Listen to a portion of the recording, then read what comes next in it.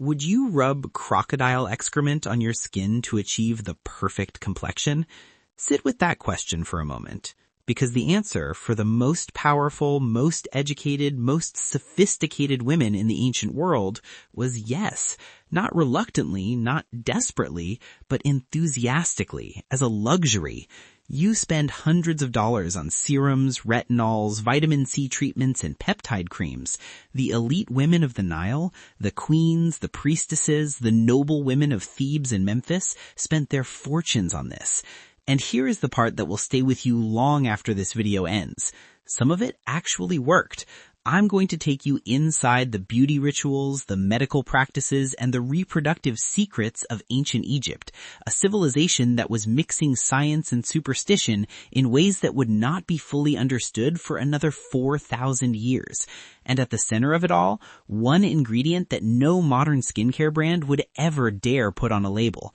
If stories like this have been kept from your history books, stay with us. Subscribe to NasahTales so you never miss a story the world tried to bury. To understand why ancient Egyptians used crocodile dung, you first have to understand who they were. This was not a primitive civilization guessing at medicine. This was one of the most advanced cultures in human history. 3,000 years before modern chemistry, they had already developed a sophisticated understanding of the human body, herbal pharmacology, and cosmetic science. Their medical knowledge was recorded in what we now call the Papyri, ancient scrolls that survived the centuries. The most famous is the Ebers Papyrus, dated to approximately 1550 BC. It is over 68 pages long. It contains 877 medical formulas, and it reads, in places, like a beauty manual written by someone who had absolutely no fear of ingredients. The Kahun Gynecological Papyrus, dated even earlier to around 1825 BC, is the oldest known medical text focused specifically on women's health, contraception, fertility, pregnancy, menstruation, skin care, all of it written down with clinical precision. These people knew things, not everything, not always for the right reasons, but they were experimenting, recording, and refining their practices over generations in a way that no other civilization on Earth was doing at the same scale. And beauty for the ancient Egyptians was not vanity. It was theology. It was power. It was protection. The Egyptians believed that beauty was a reflection of divine favor. To look beautiful was to be aligned with Ma'at, the goddess of truth, balance, and cosmic order. To neglect your appearance was not laziness, it was spiritual failure. So when we talk about crocodile dung as a beauty treatment, we are not talking about desperate people doing desperate things. We are talking about luxury medicine in one of the most powerful empires on Earth. Imagine walking into a high-end apothecary in Thebes. The shelves are lined with alabaster jars. The scents are overwhelming. Castor oil, myrrh, frankincense, ground minerals. A servant hands you a sealed vessel. You have paid well for it. This is not something the poor can afford. Inside that vessel, fermented crocodile waste. And you are delighted. Let us start with the face. Ancient Egyptian skincare was, by any modern measure, extraordinary. Wealthy women, and men, because Egyptian men wore cosmetics too, had multi-step routines that would rival anything sold in a department store today. They exfoliated with Dead Sea salts. They moisturized with castor oil, almond oil, and animal fats. They applied face masks made from clay, honey, and yes, fermented organic matter. And they believed that the alkaline properties of certain animal dungs had a specific anti-aging and complexion brightening effect on the skin. Was this correct? Partly, and in ways they could not have known. Crocodile dung has a pH level that is significantly alkaline. Applied to the skin, alkaline substances can temporarily lighten pigmentation and reduce the appearance of age spots. The same basic principle behind modern alpha-hydroxy acid treatments, which work by altering the skin's pH to accelerate cell turnover. The ancient Egyptians did not understand pH, but they observed results, and they recorded them. and they kept coming back. Then there were the baths. Elite Egyptian women were known to bathe in preparations that included, among other things, donkey milk, crocodile fat, and fermented animal matter. The donkey milk connection is particularly interesting. Cleopatra herself, according to ancient writers, bathed in donkey milk regularly.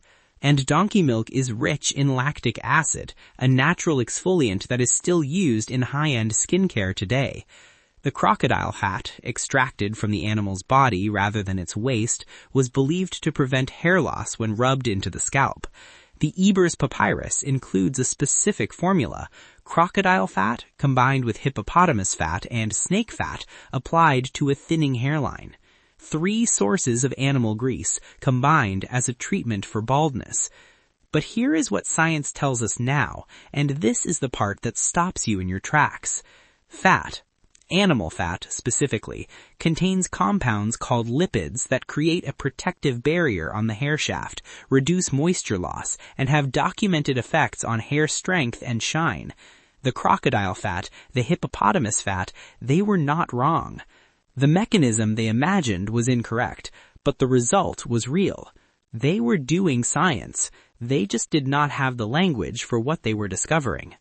The eyes were the centerpiece of Egyptian beauty, and kohl, the dark eye cosmetic worn by virtually every Egyptian of every class and gender, was made from galena, a lead compound, ground fine and mixed with animal fat to create the distinctive heavy-lidded look we now recognize from tomb paintings.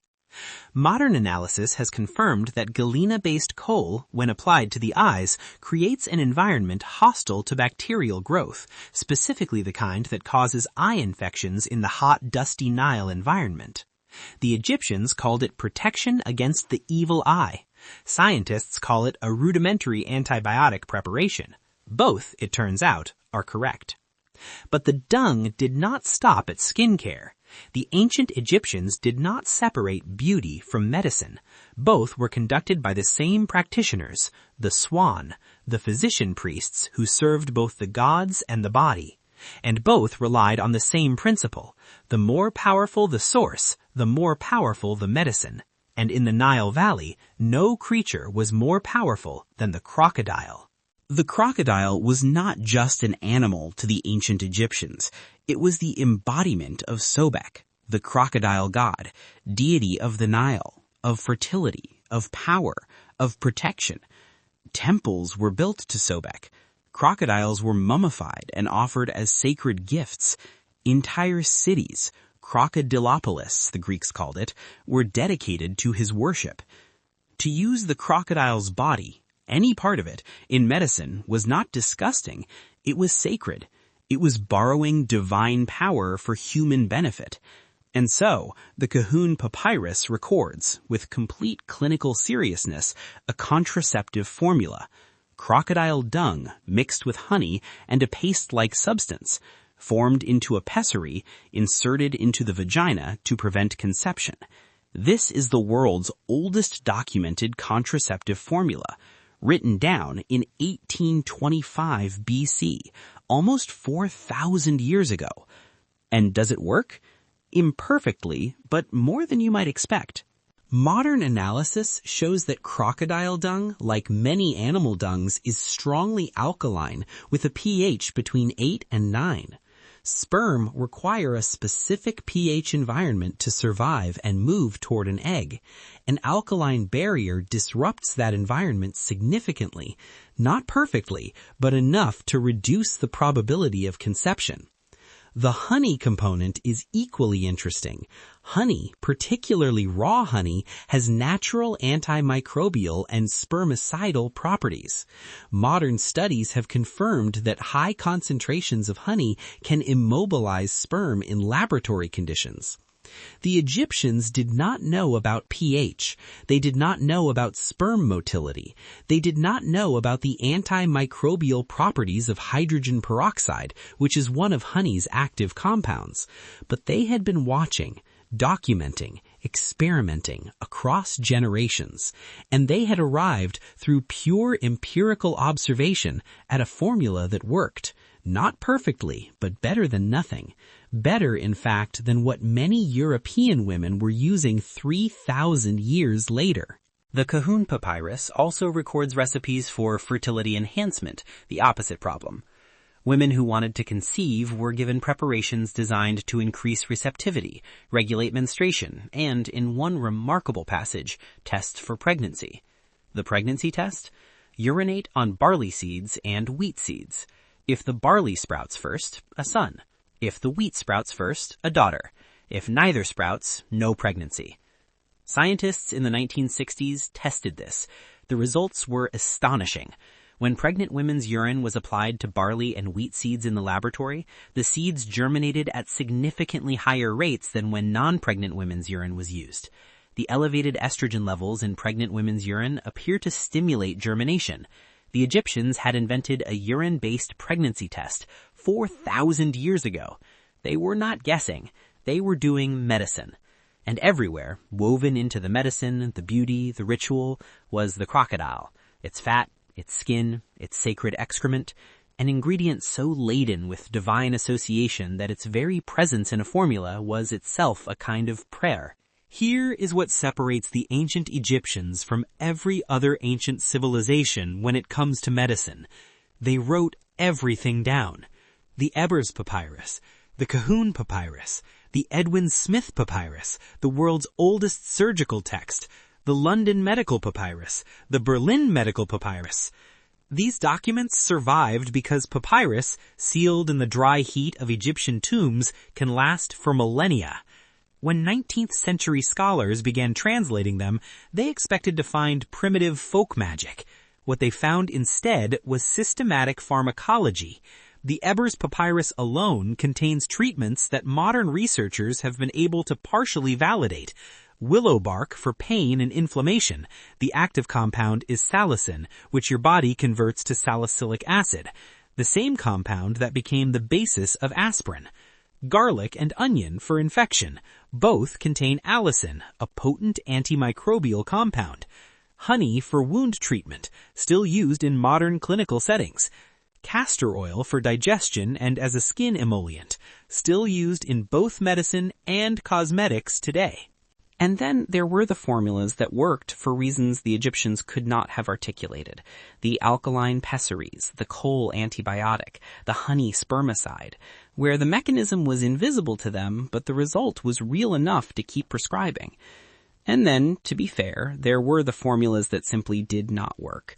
The Ebers Papyrus recommends rubbing the toes of a dead man across your feet to cure foot problems. It suggests that mouse blood painted across the scalp might restore hair growth. It recommends ostrich fat for a variety of conditions that ostrich fat has no known effect on. This is what real science looks like in its earliest stages, a mixture of genuine insight and complete nonsense side by side, without the tools yet to tell which is which. The crocodile-dung formulas sit somewhere in the middle of that spectrum, partially effective, partially symbolic, the product of a civilization that was genuinely trying to understand its world, to solve its problems, and to pass that knowledge forward. That is not a primitive civilization. That is the beginning of science. The crocodile still lives in the Nile. It has been there for over 200 million years. It survived the asteroid that killed the dinosaurs. It watched the pharaohs rise and fall. It watched Rome come and go. It watched everything. And for 3,000 years of Egyptian civilization, it was the most powerful symbol of divine authority in the known world. Its body was medicine. Its presence was sacred. Its excrement was luxury. Today, you can walk past these artifacts in the Egyptian Museum in Cairo or in the Metropolitan Museum of Art in New York and barely give them a second glance. Alabaster jars, cosmetic containers, medical papyri. What you are looking at, if you stop long enough to read the translations, is one of the most sophisticated beauty and medical systems ever devised, built by people who had no electron microscopes, no chemistry labs, no double-blind clinical trials, and who still managed to invent 4,000 years ago formulas we are still using today. They got some things spectacularly wrong, the mouse blood, the dead man's toes, But they got enough things right, the honey, the coal, the alkaline pessaries, the pregnancy test, that the line between their medicine and ours is not as clean as we would like to believe. The impulse is the same. It has always been the same. The human desire to preserve, to protect, to enhance. The need to look in the reflection and feel that the person looking back is exactly who they want to be. Ancient Egypt understood something that 4,000 years of progress has not changed. The pursuit of beauty is the pursuit of power. And power, in any form, is worth fighting for. That is the story of ancient Egypt's most bizarre, most fascinating, and most surprisingly effective beauty secret. And it is only one of the stories they never taught you in school.